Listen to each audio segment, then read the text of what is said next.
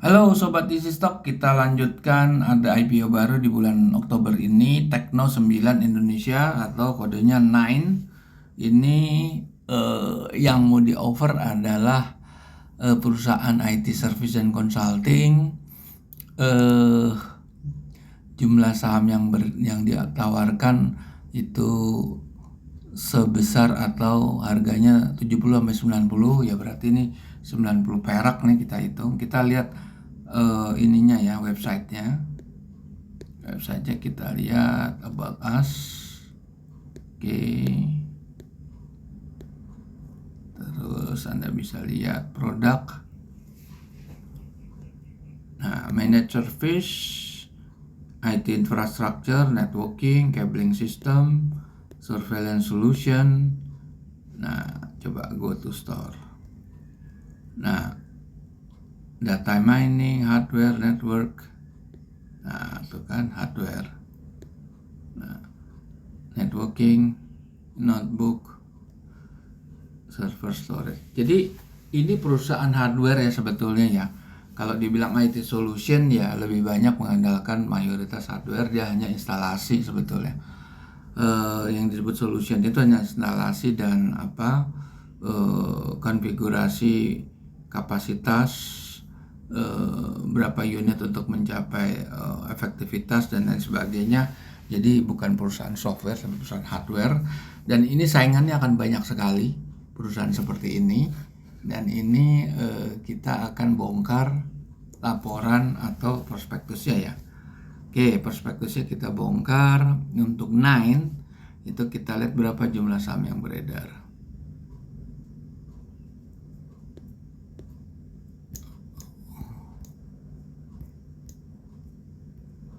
Nah, ini lihat. Yang ditawarkan itu 20%, 432 juta lembar saham. Sebelum di offer sahamnya 1,725 miliar menjadi 2,157 miliar ya. Oke. Sekarang kita mau buka laporan yang diaudit,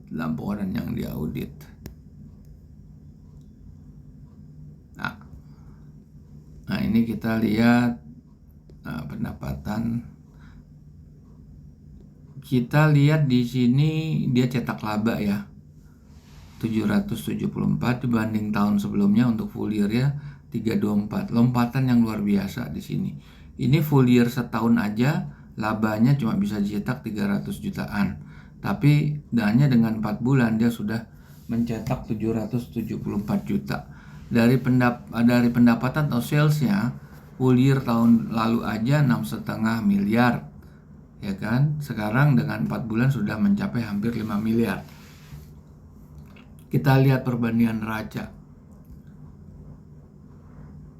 Jumlah aset lancar 8,7 miliar. Ini ada biaya di luar muka harus dikurangi. Jadi kira-kira ada sekitar 7,8 miliar ya. Kalau lihat utangnya, utang totalnya 3,5 tambah 8 cuma sekitar 4,3 4,4 ya. Jadi kuat sekali neracanya. Ini sebetulnya perusahaannya bagus nih.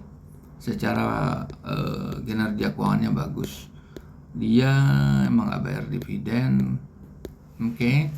Kita lihat ini juga ada capex-nya berapa dia? Oh, nggak ada capex-nya dia nggak punya capex. Kita lihat ke penyusutannya ada nggak? Penyusutan ada nggak?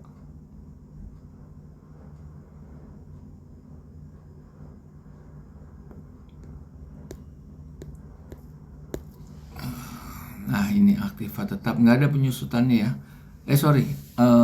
Capex-nya nggak ada. Dia ada penyusutan 286.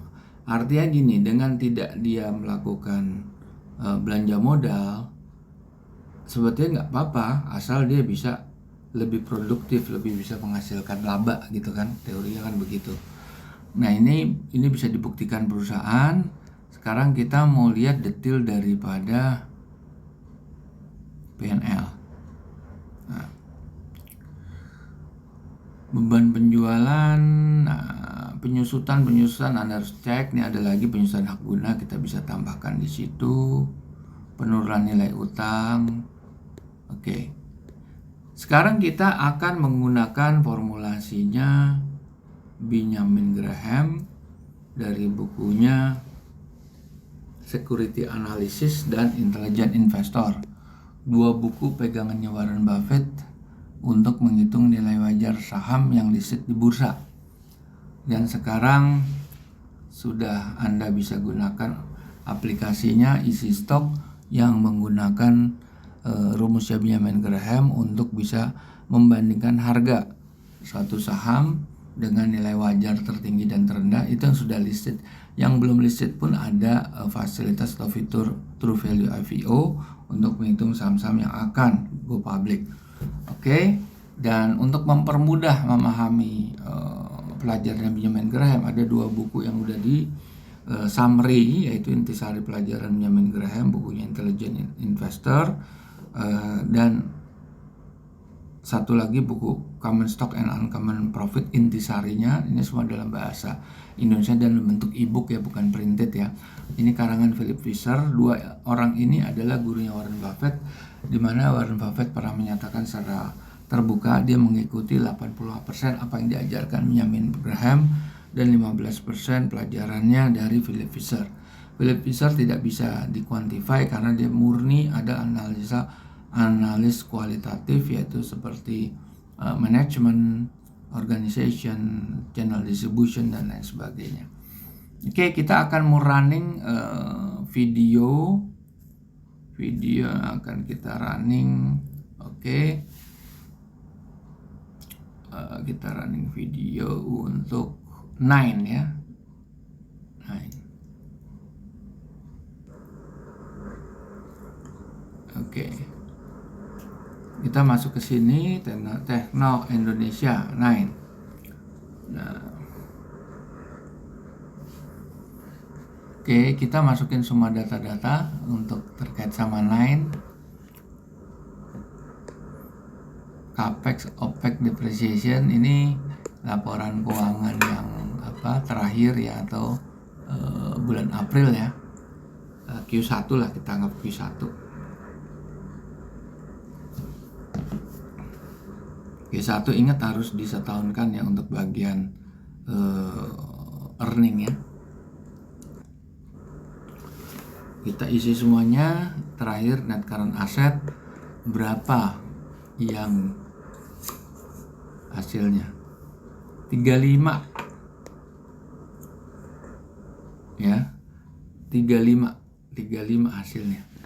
Sedangkan offeringnya itu 70 sampai 90. Terlalu mahal harganya nih. Kita lihat 9 untuk periode sebelumnya, yaitu 2021.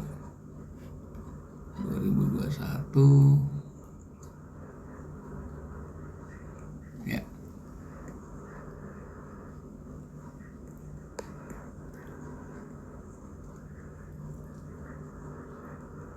Ya.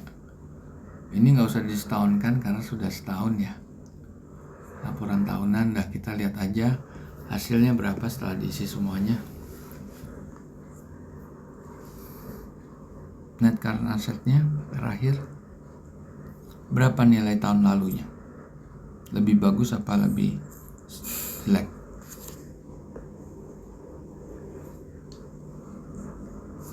Ternyata lebih jelek. Berarti harga ini betul-betul murni kemahalan. Ya artinya gini, artinya perusahaan yang IPO itu pada dasarnya akan menjual dengan harga premium. Itu harus bisa dimaklumi. Karena mereka harus meng-hire atau mengeluarkan biaya-biaya ekstra seperti penjamin emisi, underwriter, promosi, dan lain sebagainya. Oke, seterusnya Anda ingin masuk ke emiten ini, satu, catatannya industrinya banyak persaingan, kedua, harganya terlalu mahal. Baik, terima kasih. Kita jumpa lagi di IPO berikutnya.